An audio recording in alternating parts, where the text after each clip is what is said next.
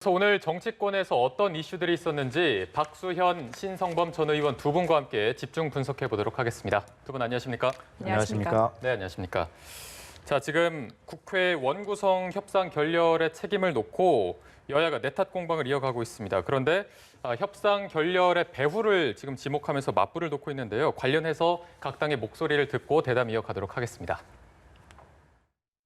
주호영 원내대표가 김종인 비상대책위원장에게 가합의안을 들고 가서 승인을 받으려고 했는데 여기서 승인을 받지 못한 게 아니겠는가. 별도의 의원총회와 같이 미래통합당 내부 의원들의 총론을 수렴하기 위한 절차가 있었다면 미래통합당 의원들 다수의 의견이 그랬을 거다라고 하는 추론도 가능하지만 네. 이번엔 그런 절차가 없었거든요. 그렇다면 주호영 원내대표가 비상대책위원장의 최종 승인을 받으려고 했지만 이게 실패했다라고 보는 것이 합리적인 판단이죠. 주호영 원내대표는 모든 정권을 다 갖고 있지만 법사위원장이 없는 합의라는 것은 있을 수가 없는 것이고요. 이 원내대표 설명에 따르면은 양당에서 이제 의견 접근을 보기 위해서 그러면은 서로가 지금 합의할 수 있는 범위가 어디까지냐를 서로 맞춰봤다는 겁니다. 그걸 누구한테 추임받기를 했다든가 하는 합의서는 처음부터 있을 수가 없었습니다. 네, 배후설 공방과 관련해서 각 당의 목소리를 좀 듣고 오셨는데요. 일단 민주당 김태년 원내대표 같은 경우에도 최종 결렬에 대해서 협상권과 결정권이 분리돼 있다, 이중적 의사결정 구조다 이렇게 좀 지적을 했습니다. 결국에는 주호영 원내대표와 김종인 비대위원장이 의견 일치가 안 된 것이다 이렇게 나왔는데 여기에 대해서는 어떻게 보십니까? 예, 참 민망한 말씀입니다. 어쨌든 일하는 국회를 바라시는 국민들의 여망을 생각할 때, 그리고 전례 없는 코로나19로 고통을 받고 있는 국민들의 상황을 생각할 때 국회가 어떤 원구성에 합의하지 못하고 이렇게 싸우는 모습을 보여드리는 것 이 자체로도 국민께 송구스러운 일인데, 그 원인을 두고 내탓 공방 그리고 배후설 이런 말씀들을 드리는 것이 참 민망하지 않습니까? 상황이 어찌 됐든 간에 원구성은 마무리가 되었습니다. 이제부터 할 일은 여당은 여당답게, 야당은 야당답게 해야 된다라는 말씀을 꼭 드리고 싶고요. 집권 여당이 좀 큰형답게 이런 경우에는 국민께 저희가 더 포용하고 했어야 되는데 송구스럽다라는 그런 말씀으로 국민을 바라보고 말씀을 하셔야 되는 것 아닌가, 저는 그렇게 생각을 합니다. 네.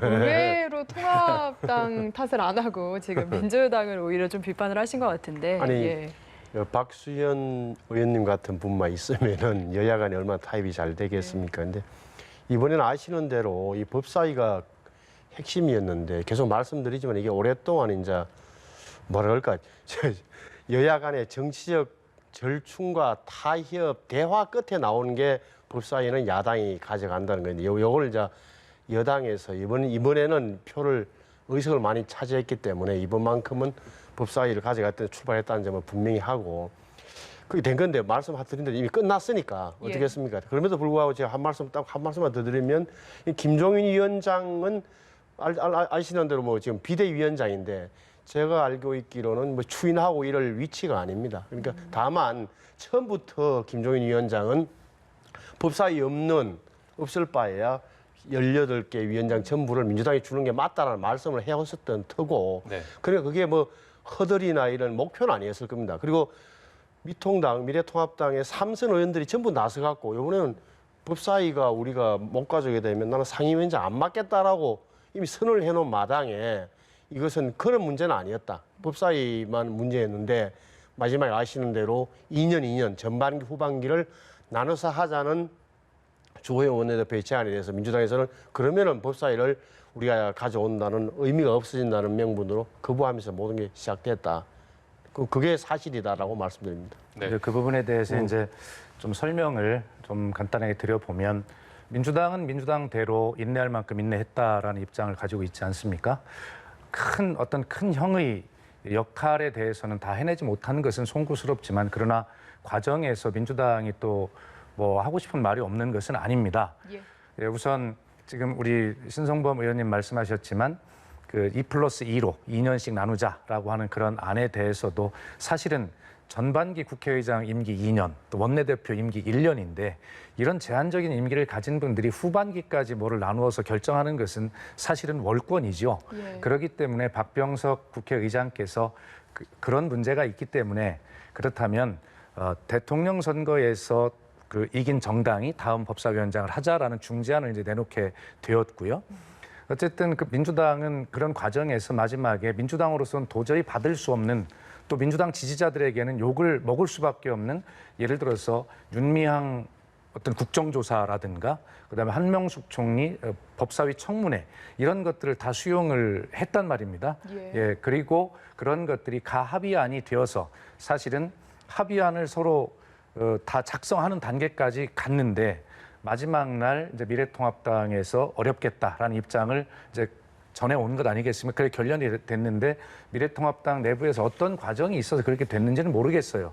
그러나 그것을 가지고 제가 드리는 말씀을 서로 추측해서 결정권과 뭐 추인권이 다르네 뭐 이런 이야기를 서로 비난하듯이 하는 것은 옳지 않다. 그러나 미래통합당도 최선을 다했을 것이고 민주당도 최선을 다했지만 결과적으로는 법사위원장을 서로 갖겠다라고 하는 뭐 그런 어떤 문턱을 넘지 못한 것에 대해서 여야가 함께 국민께 송구스러워해야 되고 여당은 더 책임 있는 자세로 송구스럽다고 말씀해야 된다 그런 뜻입니다. 네.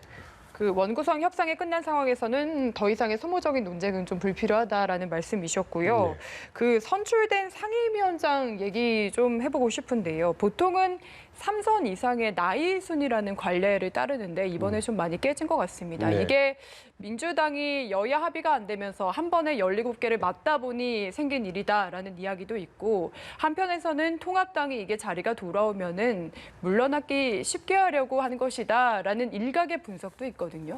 어느 쪽이 좀 가깝다고 보십니까? 저는 이제 명단을 받아보고 놀란 게 예를 들어서 직전까지 장관을 했던 분이 그 해당 부처를 소관으로 하는 상임위원장으로 가셨더라고요. 그 두 예. 분이나 뭐 예를 들어서 그 문화체육관광부 장관을 지난달까지 4월달까지 하셨던 분이 또 문체관광위원회 위원장이 되시고 네. 또 작년 제 기억에 연말까지 또 농림수산식품수산부 장관 하셨던 분이 또 농해수위원장으로 이거 좀 이상하다는 생각이 들었고 그래서 그게 말씀하신 대로 아마 18개 상임위원장을 이번에 다 한꺼번에 가져가시다 보니까 저런 굉장히 좀 우스꽝스러운 일이 있을 수 저는 기본적으로 좀 이상하게 생각해요. 몇 달 전까지 한 달 전까지 장관으로 모셨던 분이 우리 정부 부처 입장에서 보자면 우리를 와서 질타를 하고 뭐 견제를 하고 말씀을 하시는 게 어떻게 봐드리겠습니까? 이게 국회의 권한이 굉장히 좀 위신이 저는 우스꽝스러운 지경에 이르렀다고 생각합니다. 이런 일은 제가 보기엔 굉장히 가볍게 국회를 가볍게 만드는 처사다, 잘못된 것이라고 생각합니다. 그리고 말씀하셨던 그 민주당이 그것을 의도적으로 다음에 미래통합당에게 양보하기 위해서 했다는 것은 제가 볼 때는 근거도 없고 예. 그거는 굉장히 오히려 저 애들 장난도 아니고 우스운 형국이죠. 네. 박 전 의원께서도 지금 이 처사가 좀 맞다고 보십니까? 예, 아마 어떤 그런 뒷 배경이나 계획을 가지고 뭐를 하지는 않았을 겁니다. 예. 아무리 정치라고 하는 것이 뭐 음모도 있고 계획도 있고 여러 가지가 있지만 사실은 그런 부분을 이야기하면 재미는 있죠. 그러나 꼭 그렇게 어떤 계획을 가지고 그렇게 하는 것은 아니다 말씀을 드리고요.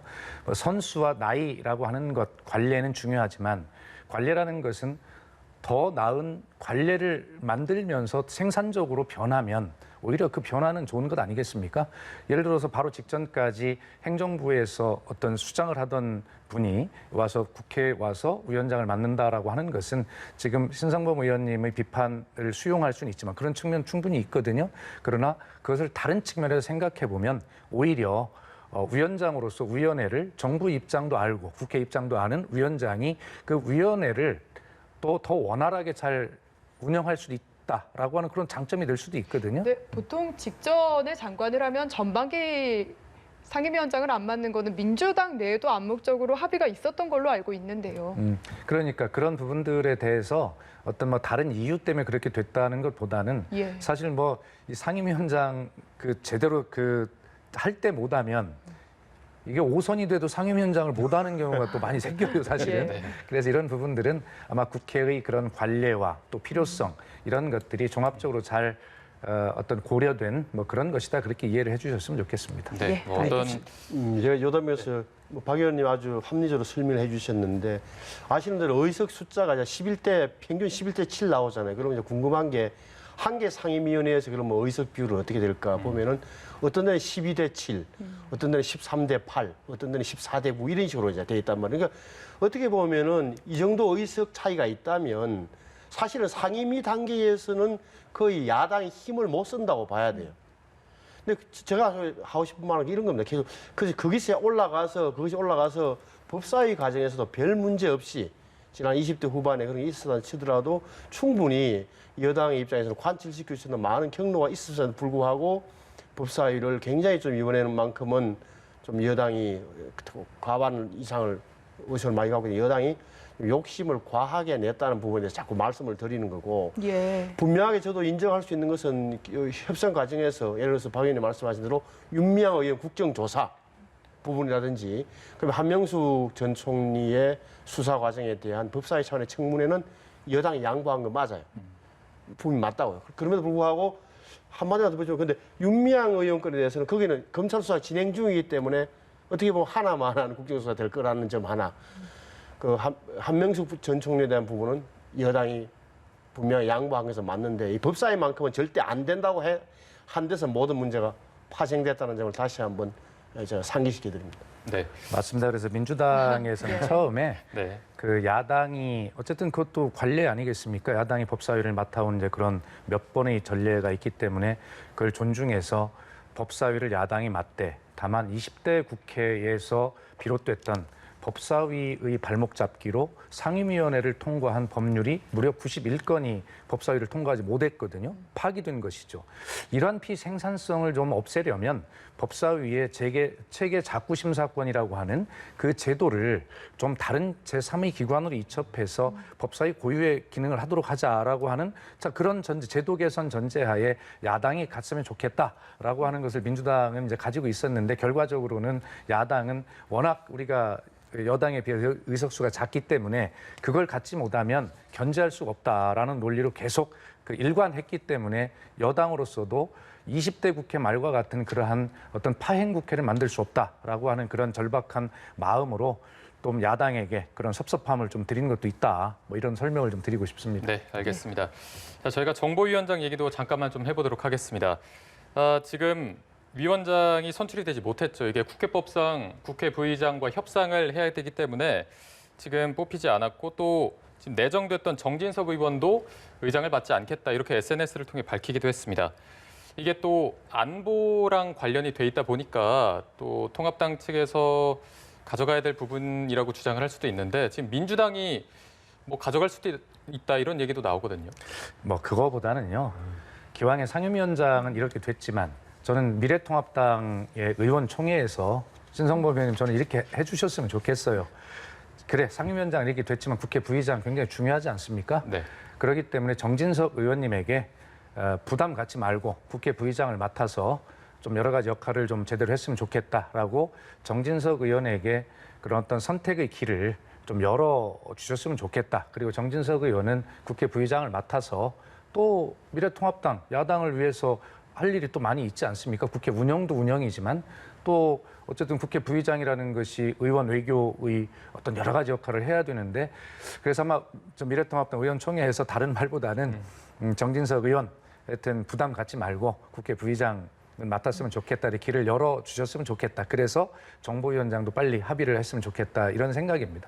네, 지금 두 분 분위기만 보면은 민주당 통합당이 참 협치가 잘 될 것 같은데 국회 상황은 지금 그렇지가 않거든요. 우리 박 의원님이 이제 정진석 의원하고 선거도 같이 해보시게 되면 인품도 아시고 할 텐데 어찌됐건 저는 그렇게 되리라고 봅니다. 그러니까 그 민주통합당도 결국은 우리 미래통합당도 결국은 국회 바깥에 계속 있을 수는 없잖아요. 들어가야 돼요. 그래서 저 사보임 절차 현재 정확하게 어떻게 되냐면은 박병수 국회의장이 상임위를 다 야당 의원 103명을 명단을 다 이렇게 강제 배정을 해놓은 거죠. 본인의 의사와 상관없이. 그러면 사보임을 해서 숫자에 맞게 그렇게 해야 되고 아마 미래통합당의 원내 지도를 그걸 빨리 해야 될 겁니다. 하고 부의장도 있어야 되죠. 그리고 거기에 대해 안에 들어가서 상임위 안에서 굉장히 개인의 실력을 발휘하면서 적어도 야당이 제대로 할 일을 하는구나 소리를 들어야 되고 당연히 그래 될 겁니다. 오늘 이제 상임위 재신청을 또 통합당에서 받는다고 하니까 아마 준법 투쟁을 하지 않을까 또 이런 기대가. 그런데 언론의 예. 표현이고 준법 예. 투쟁이라기보다는 상임위 활동에 참여를 해야죠. 참여해서 장애 투쟁은 하지 않을 것이다. 예. 장애 투쟁은 뭐 누가 지금 국민들이 원하는 바가 아니지 예. 않습니까? 그 정도는 알고 있죠. 네, 알겠습니다. 앞으로 이제 남은 게 3차 추경이고요. 또 공수처법이 아닐까 싶은데 지금 통합당에서 또 나오는 이야기가 7월 3일까지는 너무 어렵다. 좀 11일까지 기한을 주면 우리가 꼼꼼하게 심사를 해보겠다라는 제안이 또 새로 나왔거든요. 여기에 민주당이 화답할 가능성도 있다고 보십니까? 네, 뭐 화답을 했으면 좋겠는데 일단 민주당의 입장은 제가 예견을 해보면 지금도 문이 열려 있으니 지금 당장 들어와서 꼼꼼한 현미경 심사를 야당으로서 해달라. 이것이 아마 민주당의 원론적 입장일 것입니다. 또 김태년 원내대표가 그런 이제 이종배 정책위의장이 그런 제안을 해왔기 때문에 김태년 원내대표가 아마 좀 물밑으로 그런 여러 가지 대화를 좀 해봐야 된다고 생각을 하는데요. 어쨌든 여당의 입장에서는 이것이 졸속 심사다라고 하는 야당과 언론의 비판이 일부 있긴 하지만 그러나 여당은 이미 이런 사태가 혹시 올지도 모르기 때문에 6월 중순부터 당정 간에 충분하게 꼼꼼하게 저희 입장은 충분하게 들여다보고 있었거든요. 준비는 다 됐다. 혹시 야당이 어떤 그 명분 때문에 잘 두를 수 없다라고 한다면 아마 의견이라도 충분하게 좀 전달을 검토된 의견이 많이 있으실 거거든요. 예. 야당에서도 그래서 그런 의견을 좀 제출을 해주시면 좋겠는데 가장 좋은 것은 그 야당의 제안에 민주당이 알겠다. 지금 시간은 없지만 그래도 최선을 한번 다 해보자라고 하는 그런 전향적인 포용의 자세를 보여서 11일까지는 어렵다 하더라도 좀 다만 2, 3일이라도 야당에게 들어올 수 있는 그런 명분을 좀 주고 그렇게 국회에 들어오시도록 하는 것도 중요한 분기점이 아닐까 저는 그런 생각이 듭니다. 네. 여당의 역할을 계속해서 조금씩 강조해주고 계신데 아무래도 이게 이틀 동안 내일부터 이틀 동안 이제 정책 기간 조정 기간을 가지고 금요일에 바로 이제 처리를 하는 거거든요. 졸속 심사 비판 분명히 졸속이죠. 이번 예산이 예를 들어서 뭐 추경 중에 가장 규모가 크잖아요. 35조 3천억 원 규모로 알고 있는데 벌써 여당 의원들끼리 모이셔가고 3조를 더 늘리겠다고 할 네. 정도로 이게 돈은 많으면 뭐 예산이야 많은 말수록 좋은 걸 느껴지지만 이게 다 후대에 부담이 되는 부분이니까 심사를 잘 해야 됩니다. 그래서 뭐 미래통합도 안 하겠다는 게 아니라 시간을 며칠 달라는 거니까 저는 그 부분에서는 여당이 분명하게 좀 말미를 주면서 같이 하는 게 맞다는 말씀을 드리고요. 이번 국회의 전반적인 이 흐름이 왜 이렇게 많이 꼬여나는 부분에 대해서는 조금은 큰 흐름을 아셔야 되는데 제가 제 입장에서 관찰해오고 야당의 정치인 입장에서 한 사람을 보자면 여권이 너무 많이 서둘렀다는 부분을 저는 지적하지 않을 수가 없어요. 그게 네. 서두르는 이유가 제가 볼 때는 전체적인 정치 일정과 정치 전략에서 나온 것 아닌가 생각을 하는데 내년 상반기 그러니까 내후년에 대통령 선거가 있으니까 내년 상반기 임기 끝나기 1년 전까지는 뭔가를 이루어야 된다는 그런 절박감이 있는 것처럼 보이더라고요. 그러다 보니까 국회에서도 법사위에서 야당에게 견제를 받느니 여당 의원들의 표현에 의하면 발목을 잡히는 것보다 야당이 이런 걸 다 없이 그냥 이른바 자기들 입맛에 맞는 법안들 하고 싶은 법안 이런 걸 개혁 입법이라는 이름으로 처리하려고 하는 거 아니냐 그런 큰 계획 속에서 법사위 문제도 나온 거고 따라서 저는 야당 의원들이 미래통합당 의원들이 굉장히 저는 정말 정신 차려야 되는 생각을 계속 하는 겁니다. 그러니까 제대로 정말 현명하게 해야 되고 굉장히 좀 어때 뭐 강한 야당이 되기 위해서 노력을 해야 된다. 그래서 재선, 3선, 4선 의원들도 뒤로 빠질 게 아니라 정말 국회의원으로서 할 일을 제대로 함으로써 야당다운 야당 정말 제대로 일하는구나 하는 모습을 보여주지 않으면 내후년 대통령 선거가 위험하다. 이 과정 자체가 국회 활동 자체가 보수 야당을 재건하는 과정이라고 마음을 담대하게 먹어주시기를 감히 전직 의원으로서 요청드립니다. 우리 신성범 의원님 말씀 뭐 정말 겸허하게 잘 듣고요. 그러나 이런 부분을 한번 생각해 봤으면 좋겠습니다. 한국은행이 금융 안정 보고서라고 하는 보고서를 냈는데 물론 보고서니까 여기에 보면 이렇게 돼 있어요. 코로나19로 인해서 우리 자영업자들이 매출 감소가 1년 정도 이어진다고 한다면 버티지 못할 가구가 무려 30만 1,000가구입니다. 6개월을 버티기 힘든 가구가 18만 4천 가구라는 통계입니다.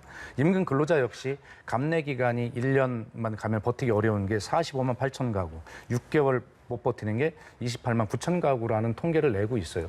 코로나19라고 하는 이 미중유의 이런 사태를 맞이해서 여당으로서는 급하지 않을 수가 없습니다. 정말 어떻게 이것을 관리하고 이 상황을 극복할 것인가, 집권당의 책임감을 생각하면 밤잠을 잘 수가 없지요. 그렇기 때문에 야당에게 좀 섭섭하고 이런 게 있더라도 좀 협조해달라고 요청을 드리는 것인데, 아마 이런 측면에서 보면 이번 반드시 7월 3일까지 이 6월 임시국회 안에 이 3차 추경안 이것을 반드시 처리해야만 7월 달에 집행이 되고, 바로 이렇게 벼랑 끝에 몰려 있는 소상공인 자영업자들이 최소한의 삶을 보장할 수 있기 때문에 여당으로서는 책임감을 느낄 수밖에 없다라고 하는 그런 말씀도 드리고, 졸속심사 여당이 더 책임이 많습니다만 네. 야당도 책임이 있다라고 하는 말씀 드립니다. 네. 의원님 말씀 맞아요. 저희도 여당 해봤을 때 보면 이 예산이 빨리 통과돼야 행정부에서 집행을 하고 지방으로 내려가는, 다만 네네. 7월 3일과 8일간 네. 11일 차이다. 알겠습니다. 추경 얘기하니까 길어지는데 저희도 시간이 없어서 빨리 넘겨보도록 하겠습니다. 어제 국회 법사위 전체회의에서 조국 전 장관 일가 수사에 대한 질문이 나왔는데 추미애 장관이 대답하기 어렵다, 수사 중인 사안이라 어렵다라고 말을 하면서도 검찰의 과잉 수사, 무리한 수사가 있었다라고 결국 답변을 했는데, 여기에 대한 생각은 좀 어떠신지 먼저 여쭤보겠습니다. 아니, 제3자 입장에서 보면 조국 전 장관과 가족에 대한 수사가 굉장히 좀 가혹하리만큼 집요했다는 부분 있을 수 있습니다. 저는 뭐 그거는 보는 사람 시각에 따라 달리 있을 수 있는데, 저는 계속 지금 왜 추 장관이 저러실까? 지금 정치인이 아니고 그 장관이란 말이에요. 정부의 강요의 한 사람인데 그 강요로서의 책무를 좀 혼동하는 거 아닌가? 자기 정치하느라고 그런 생각을 씌울 수가 없어요. 그러니까 뭐 그러면은 절차상의 문제, 검찰이 잘못했다 치자고요. 그걸 좀 내부적으로 안고 법무부 장관으로서 그 고치기 위해서 검찰총장하고 같이 노력을 하든지 이렇게 해야 되는데, 계속적으로 지금 다니면서 하시는 말씀을 보면은 일정한 톤이 있잖아요. 장관이 내 말을 안 듣는다, 뭐 반을 잘라 먹었다 이런 식으로, 또 직장에서 어떻게 보면 굉장히 권위적인 직장 상사가 부하 직원한테도 발언하는 것처럼 이 정도 하시니까 뭔가 착각하고 계시다. 그리고 국민들 입장에서 봤을 때 매일 아침마다 신문 보면은 뭐 윤추 2라운드니 뭐 또 뭐 작심 비판이니 이런 식으로 이거 언제까지 들어야 됩니까? 저는 이 부분에서 상당히 좀 장관께서 착각하고 있다. 네. 그래서 소양과 좀 책무를 다시 한번 생각해 봐야 합니다. 여권 내에서도 비판의 목소리가 좀 있는 것 같거든요. 예, 뭐 비판이라기보다는 검찰 개혁이라고 하는 것이 이 촛불 혁명이라고 저희는 표현합니다만, 이 촛불 정부인 문재인 정부의 중요한 과제 아니겠습니까? 그런데 법과 제도는 법무부와 국회가 서로 법과 제도를 만들면서 변해 가야 될 부분이지만, 하나 남은 것이 검찰의 어떤 수사 관행, 변하지 않은 수사 관행 이런 것이거든요. 그것이 바로 조국 일가 수사에서 여실히 보여졌다고 생각이 드는 것이고요.